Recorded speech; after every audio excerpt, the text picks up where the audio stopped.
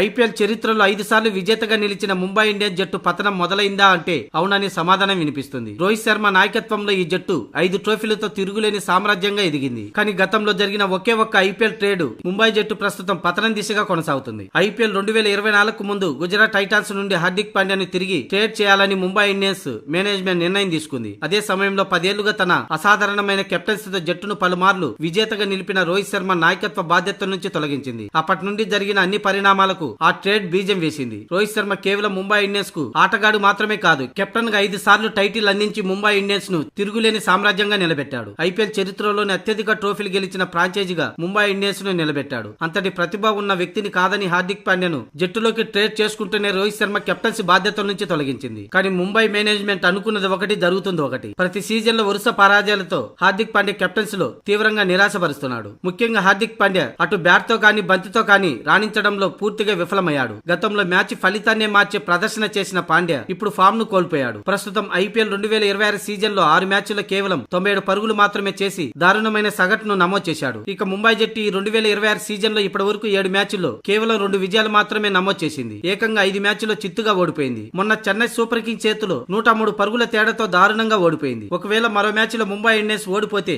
తదుపరి స్టేజ్ వెళ్లడం కష్టమే. ఇలాంటి నేపథ్యంలో హార్దిక్ పాండ్యాకు అంబానీ కుటుంబం స్ట్రాంగ్ వార్నింగ్ ఇచ్చినట్లు తెలుస్తుంది. ముఖ్యంగా నీతా అంబానీ మాత్రం చాలా సీరియస్ అయినట్లు సోషల్ మీడియాలో వార్తలు వస్తున్నాయి. స్టేడియంలో మహికా శర్మ హార్దిక్ పాండ్యా రొమాన్స్ గురించి మాట్లాడుతూ గట్టిగానే వార్నింగ్ ఇచ్చారంట నీతా అంబానీ. ఈ సందర్భంగా ఆకాష్ అంబానీ కూడా ఉన్నట్లు సమాచారం. ఇదే సందర్భంగా బంగారం లాంటి రోహిత్ శర్మను కాదని నీకు కెప్టెన్స్ అప్పగిస్తే ఇలానే చేసేదంటూ, అంతేకాదు జట్టును ప్లే ఆఫ్ చేర్చకపోతే కెప్టెన్ గా ఇదే నీకు ఆఖరి సీజన్ అంటూ హెచ్చరించారట.